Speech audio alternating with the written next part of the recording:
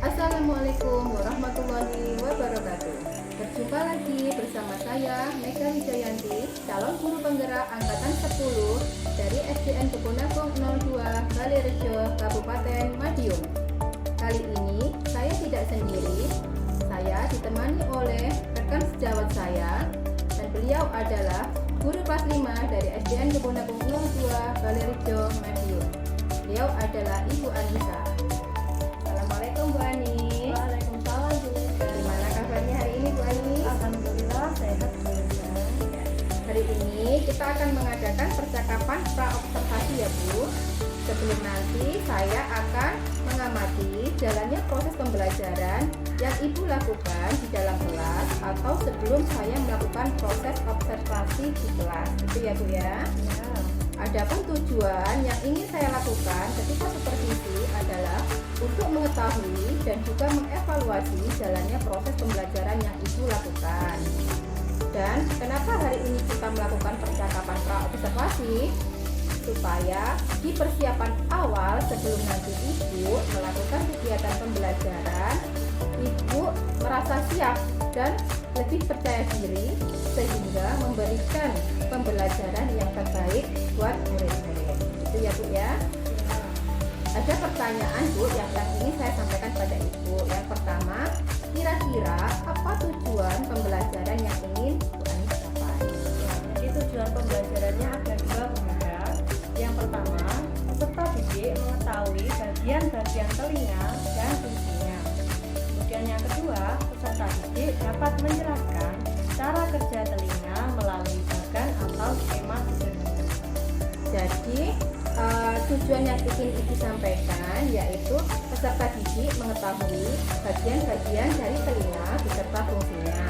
Kemudian yang kedua, peserta didik dapat menjelaskan cara kerja telinga melalui bagan atau skema sederhana ya Bu ya. Kemudian yang kedua, bagaimana dengan area pengembangan yang ingin Ibu capai atau ingin Ibu lakukan pada observasi nanti? Jadi area pengembangan yang saya fokuskan di sini yaitu terkait pengetahuan siswa tentang bagian-bagian telinga dan fungsinya serta keterampilan siswa dalam menyampaikan atau menjelaskan cara kerja telinga melalui bagan atau skema sederhana. Seperti itu sehingga berarti nanti area pengembangan yang ingin Ibu Anis sampaikan yaitu mengetahui fungsi dari bagian-bagian telinga, kemudian serta keterampilan siswa dalam menjelaskan dan menyampaikan cara kerja dari telinga. Ya, Bu Anis. Kemudian yang ketiga, saya ingin mendengar bagaimana rancangan pembelajaran yang ingin Bu Anis terapkan dalam kelas. Mungkin dari strategi pembelajaran atau mungkin model pembelajaran ataupun metode pembelajaran yang ingin Bu Anis sampaikan. Jadi strategi yang akan saya lakukan terkait pembelajaran bagian-bagian telinga tadi, yang pertama saya akan gunakan video. Jadi video yang menampilkan bagian-bagian telinga serta fungsinya. Kemudian selain itu, untuk mempermudah siswa dalam mengingat, saya akan sampaikan satu lagu tentang bagian-bagian telinga dan fungsinya. Sehingga nanti siswa diharapkan lebih mudah dalam mengingat bagian-bagian telinga dan fungsinya. Untuk model pembelajarannya, saya gunakan model pembelajaran kooperatif. Jadi setelah siswa memahami bagian-bagian telinga dan fungsinya, kemudian mereka akan bekerja secara berkelompok untuk membuat skema sederhana bagaimana cara kerja dari telinga.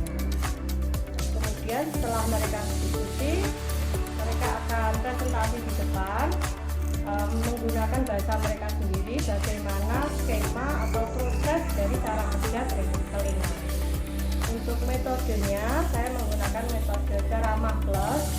Jadi ceramah yang dibantu dengan video pembelajaran di mana saya menjelaskan terlebih dahulu bagian-bagian telinga dan fungsinya, kemudian plusnya saya berikan tugas dan diskusi untuk anak-anak membuat skema sederhana dari cara kerja telinga. Seperti itu Bu Menda. Ya, jadi nanti Bu Anis akan menggunakan strategi menggunakan video video, di mana pada video tadi akan disebutkan lagu tentang manfaat dan fungsi dari bagian-bagian tubuh ya Bu. Kemudian untuk model pembelajarannya Bu Anis akan memakai kooperatif atau berupa skema. Ya, skema di mana di situ nanti anak disuruh untuk berdiskusi kelompok, kemudian menyampaikan presentasi dengan menggunakan bahasanya sendiri. Sedangkan untuk metode pembelajarannya Bu Anis nanti akan menggunakan ceramah plus mana nanti pada saat berceramah Bu Anis juga akan menampilkan sebuah video pembelajaran dan memberikan tugas diskusi dengan memaparkan skema bagian tersebut.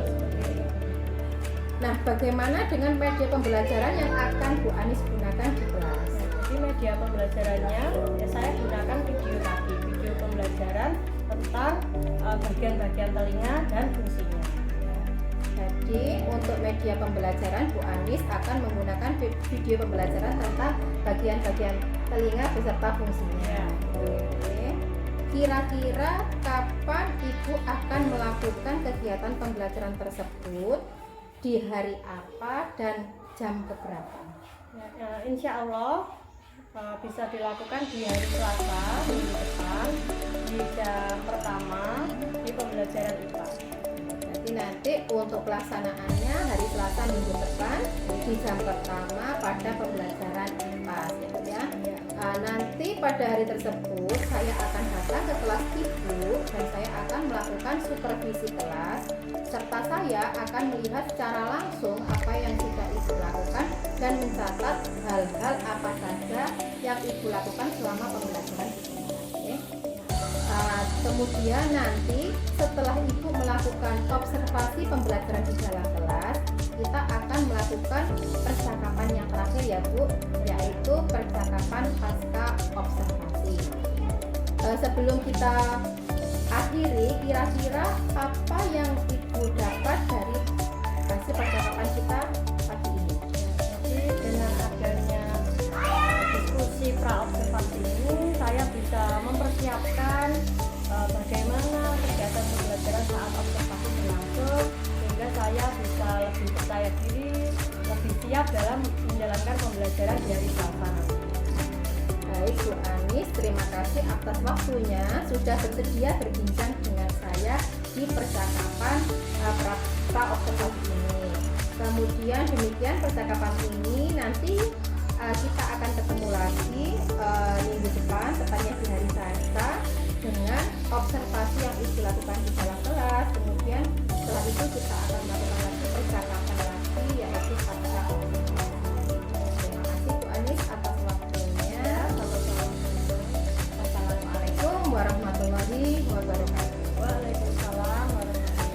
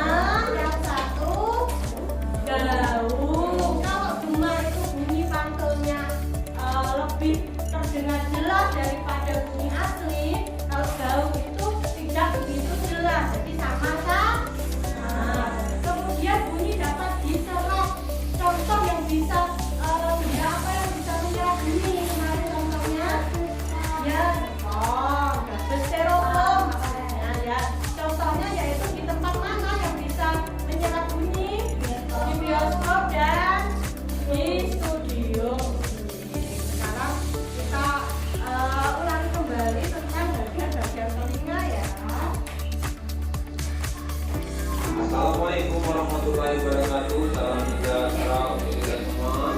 Pada video pelajaran kali ini akan membahas mengenai bagian-bagian telinga dan mulutnya.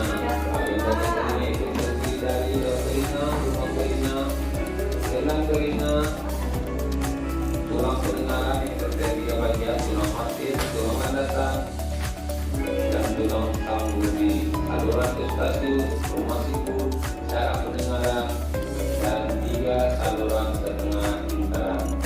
Ayo kita bahas satu persatu fungsi bagian-bagian telinga berikut ini. Pertama adalah daun telinga. Daun telinga berfungsi untuk mengarahkan gelombang suara ke lubang telinga. Tertutup pada daun telinga sangat membantu manusia mengenal dan saling bersuara. Bagian yang pertama yaitu telinga dari bagian luar, yaitu ada organ daun telinga ya. Tempat pegang sendiri daun telinganya, kanan dan kiri. Apakah masih lengkap? Masih lengkap. Bimo tolong dipegang di mana daun telingamu. Ya, karena masih lengkap kita harus selalu berucap alhamdulillah.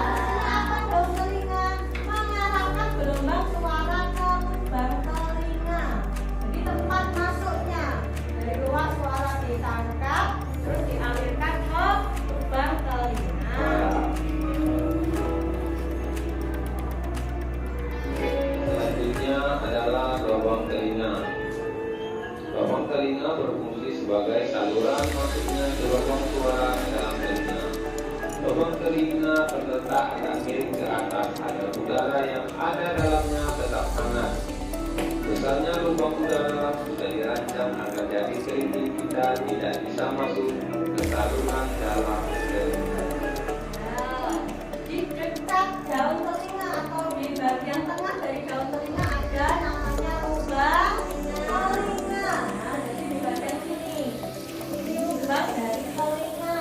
Fungsinya apa? Sebagai saluran masuknya gelombang suara yang tadi sudah ditangkap oleh daun telinga masuk ke dalam telinga. Jadi salurannya seperti ada saja pipanya. Kenapa kok letaknya ada miring ke atas? Agar udara yang ada di dalamnya tetap hangat, dia terjaga kelembapannya, tekanannya dia tetap terjaga. Kemudian besarnya lubang udara sudah dirancang agar dari kelinci kita tidak bisa masuk ke dalam saluran telinga. Jadi sudah didesain, sudah diatur sama Allah agar kita tidak bisa memasukkan dari kelinci. Nanti kalau dimasukkan dari kelinci nanti akan mengakibatkan di organ selanjutnya di gendang telinganya bisa rusak.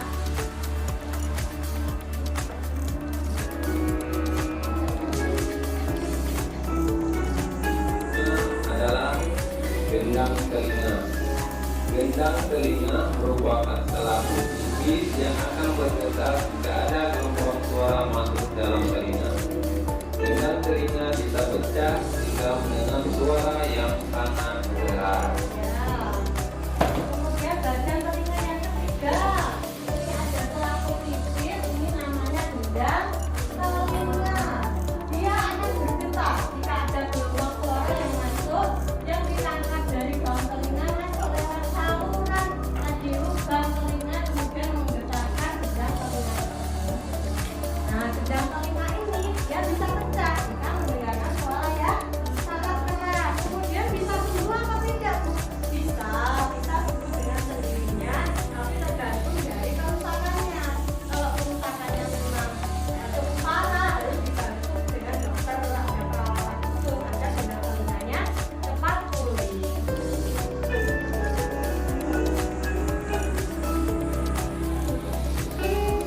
Tulang matil, tulang landasan, dan tulang sambudi. Tiga bagian telinga ini merupakan bagian dari tulang pendengaran yang fungsinya adalah untuk menyalurkan getaran gendang telinga ke telinga bagian dalam. Tulang pendengaran ada 3 buah, yaitu tulang matil, tulang landasan, dan tulang tulang sang putih yang bisa terlihat pada gambar. Dan yang selanjutnya, setelah tadi ada gendang telinga, tadi kan fungsinya gendang telinga untuk apa?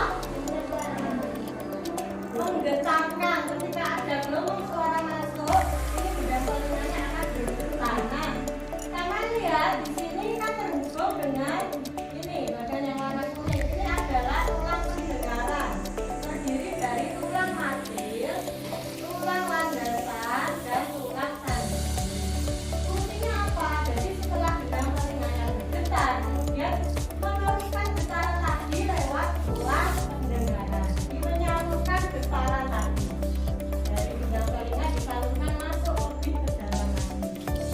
Jadi ada 3 tulang di bagian dalam telinga, tulang pendengaran.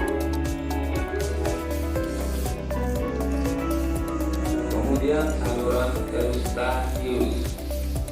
Saluran Eustachius ini merupakan saluran penghubung antara telinga bagian tengah dan rongga mulut. Saluran ini berfungsi menyeimbangkan tekanan udara bagian dalam dan telinga bagian luar. Nah, jadi bagian yang selanjutnya, ini tadi kan namanya lubang telinga. Nah, setelah dari gendang telinga ini ada namanya saluran Eustachius. Saluran Eustachius ini penghubung, jadi menghubungkan telinga bagian tengah ke mulut. Jadi ini jika dilanjutkan gambarnya, ini akan terhubung ke mulut. Saluran Eustachius itu fungsinya untuk menyeimbangkan tekanan